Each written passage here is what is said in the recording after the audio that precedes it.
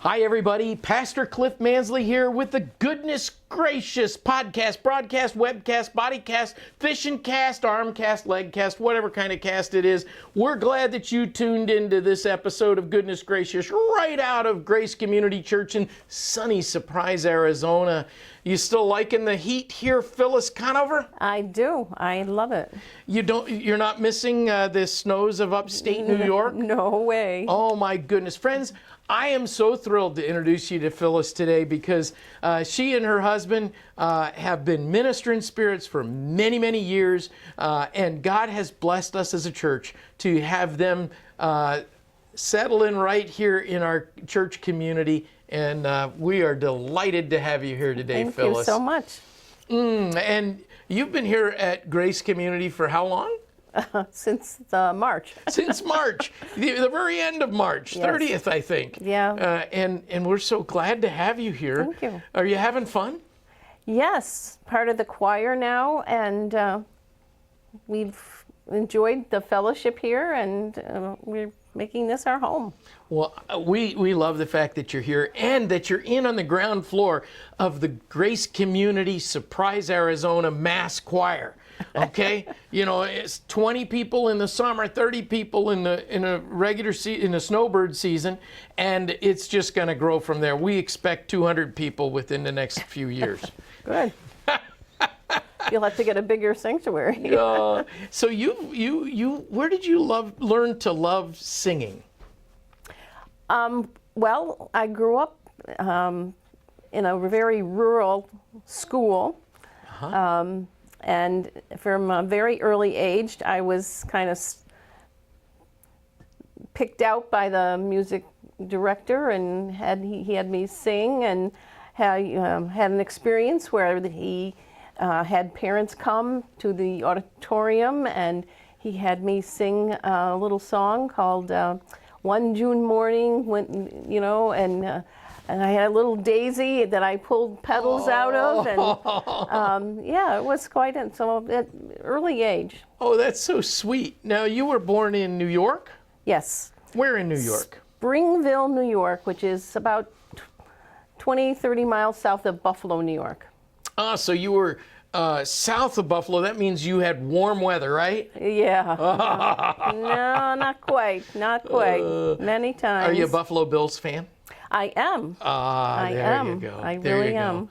Yeah, well, what fun. So you suffered through those 4 Super Bowls where they... Oh. Never mind, I shouldn't bring it up, huh? O.J. Simpson let us down. Oh, my. Well, Phyllis, you grew up in Springville and... Springville. And tell us about your childhood. Tell us a little bit about that. Okay, I grew up in a rural community. My husband always teases me that he took me out of the country maybe when I am today. But I was, the school I went from kindergarten till graduation in the same building. Is that right? That is small school. 86 people in my graduating class. Oh, wow. But yes, and I went to a very conservative. It was a congregational church, but it was part of the 4 C's. Oh, I've been a part of the 4 Yes. C's. Yeah. And so I had a really good experience. I received Jesus as my Savior when I was just maybe 8 or 9 years old, and I went through that and in my years in youth group and so on, and then I went to Houghton College. Houghton. I was there for a 4 C's conference. It's now Houghton University. Nice. But nice. I always thought that God was calling me to some kind of Christian ministry. And I always kind of joke because I didn't really want to be a missionary because I was afraid about the food I was going to have to eat. Oh my goodness, yeah.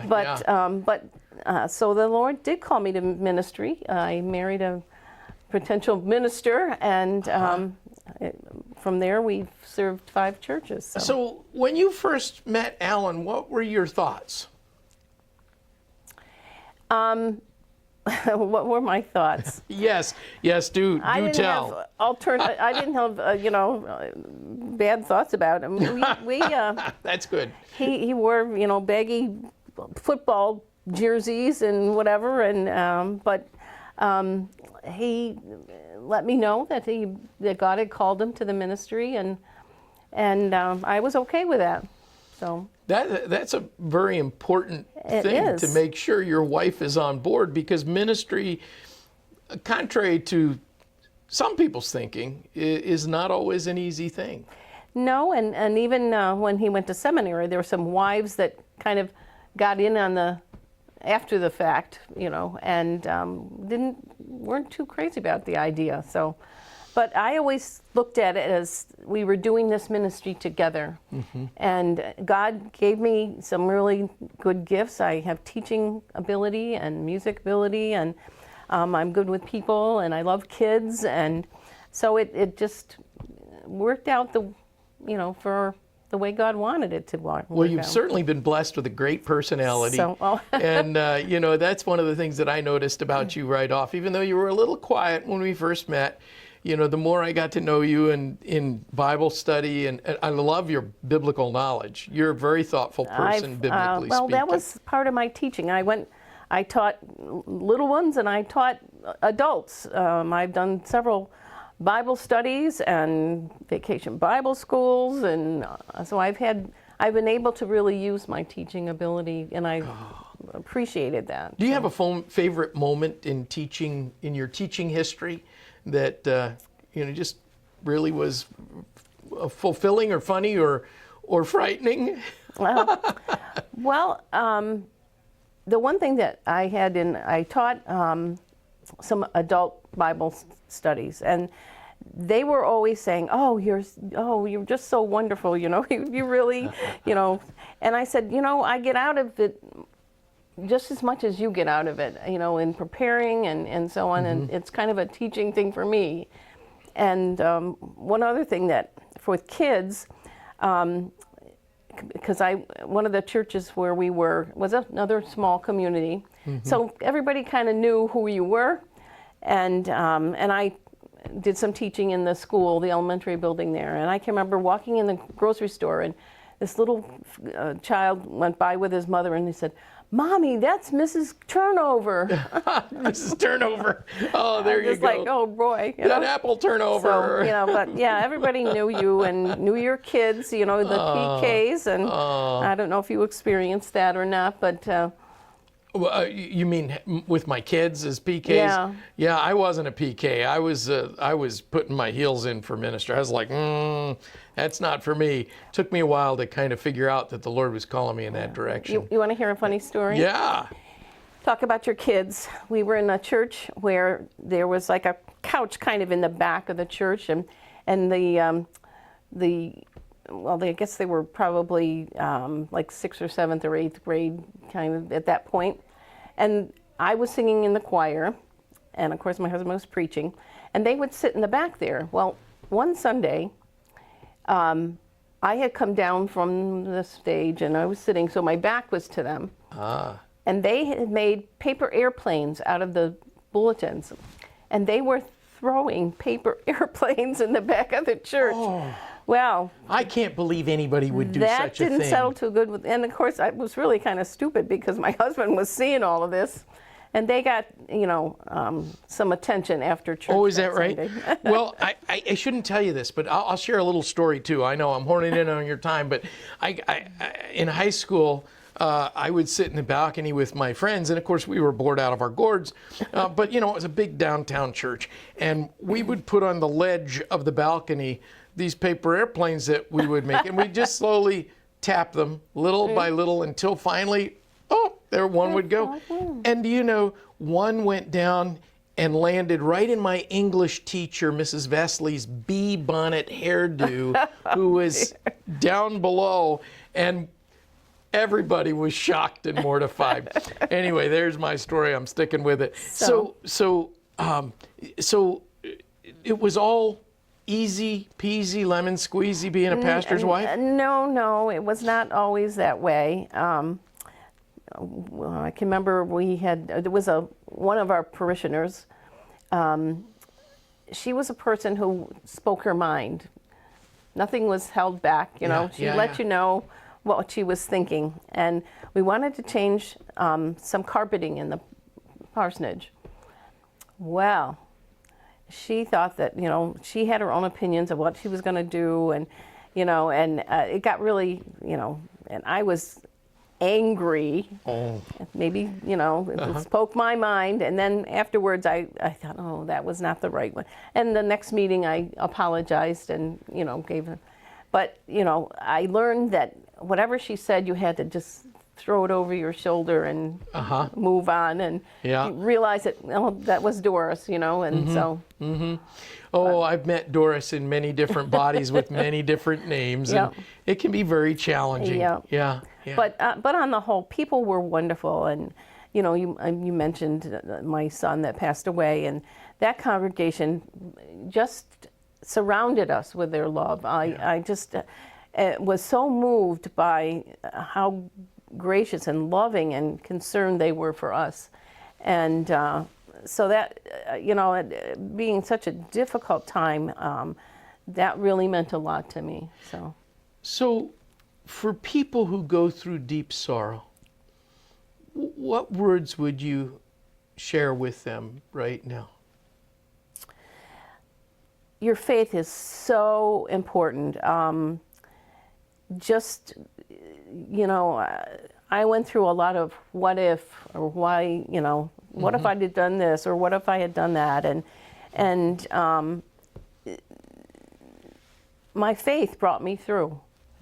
It really did, and I know that God always has a purpose to whatever happens in your life. And I worked for Barnes & Noble for a while in the bookstore, and I had a couple that came in looking for some books on grief, and I shared my story, and these were complete strangers. I had never met these people before. Right. And the woman hugged me, she understood, what we were going through, and she felt a connection to me. And so I know God was using that in a witness, because I shared my faith with her, that was, my faith in God was really what brought us through. And those are the things that can really stretch our faith. Yes. And challenge our faith. But the Lord carried you through and used his people. Yeah, it was very hard at the beginning. I mean, I know church services, the first few after that, in fact, one of them I got up and left because I couldn't handle the music and the Gilligan's Island? Well, that was it. But yeah. So, but there's peace now, and I see it's pictures around our house, and I say, I miss you, David. I miss you a whole bunch, but God has been good to us. Mm-hmm. Well, I'm curious as to how many grandkids do you have right now? Well, we have 3 grandkids, 2 girls and a boy. We have 3 step-grandchildren. And the 2 girls live here in Did I hear one is going to the university, Grand Canyon University? Yeah. All right, good deal. And the other one, Ava, she's going to be a 6th grader. Oh. And then our grandson, who was 5, lives in New Jersey, so we Zoom with them very often. And well, if you ever need to consult with anyone about 6th grader, talk to my wife. She's teaching. Well, this is my little scholar. She's in a gifted program, and she's so gifted in math that when she was in 5th grade, she went to 6th grade for math. So this year she'll go to 7th grade for math. Isn't that exciting? Yeah, so she's a year ahead in math. It's got to be fun having them close by. Yes. We do a lot with them, and that was one of the reasons we moved to Arizona. And it's been a blessing because, when my kids were growing up, our parents were hours and hours away, and so we couldn't have that connection with them that what we have with our grandchildren. That reminds me, what did your folks do when you were growing up? What did they do for a living? My father worked in a state mental hospital. Oh. Yes, that was for over 30 years. He came out of the service after the war, and got a job there. He eventually became what they call, I guess it's called a practical nurse. He had a practical nurse license. But yeah, and he worked in the criminally insane section of it. Oh my goodness. So, you know, he came home Wow. once in a while with his shirt torn, and but my mother was a homemaker, and where I learned to cook and to bake, and one of my other things that I enjoy doing. And Were your folks people of faith? absolutely, Yeah. my mother didn't have the privilege of going to college, but she would have if she could have. Yeah. And I get my teaching ability from her. She Yeah. was a Sunday school teacher, really good Sunday school teacher, and she taught some of the lessons for the women and so on. So I get a lot of my abilities from her. So do you have brothers and sisters? I have a brother. He is a Mormon. My older sister lives in California. She and her husband and my husband and I we have a Bible study on Sunday afternoon, the four of us. Oh, how about that? So we're doing Zechariah now. Oh, good. So I'm the leader. So So does it cause you some struggle that your brother's a Mormon? in a way, we don't get together that often, but when we do, you know, we don't talk religion because I want to be able to have a relationship with him. Yes, yes. That is more important right now than that. But we feel that at one time when he was younger that he did receive the Lord. But he ended up having a job out here in Utah and met his wife, and now he's like an elder in the... There are a lot of deep differences between Yes, there is. Christianity, historic Christian faith, and Mormonism. And you probably didn't grow up too far from Palmyra, New York. Yes. So Yes. you know it's a very interesting thing. Yeah. The reason I say that, friends, is that a lot of folks think, well, you know, Mormonism is just another part of the Christian faith, and my Mormon friends would probably say that is true. But I would say study it carefully. When you die and you go to a planet and you're going to have spirit babies for all of eternity, it's a little bit, and you'll be gods and goddesses over your own planets. That's a little more like Hinduism than it is like Christianity. Anyway, that's my public service announcement right in the middle of this interview. But Well, and it's interesting because when we first got our first church, my brother sent us the Book of Mormon. And, you know, but like I said, we never discuss religion, and I want to keep him in a relationship. because you love him.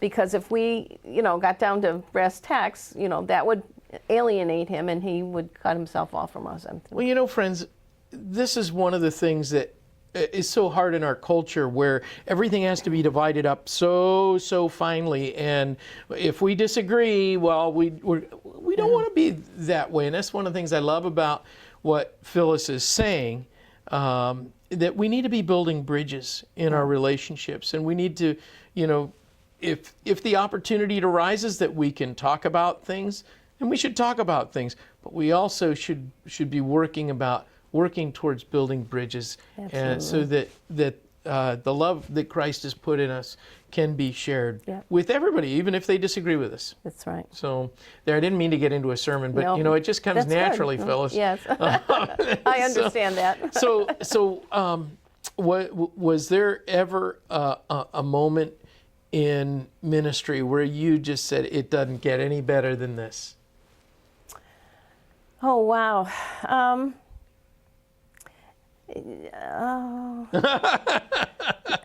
I can't name a specific time, but I mean, I am so glad that the Lord put me in this position. Working with people and you know, we still have friends that we consider, you know, Christmas or whatever, from our very first church. They become, those people become your family. Yes. Your extended family. Yes. And so we have, from 40 years, we have people that we still communicate with from our first church.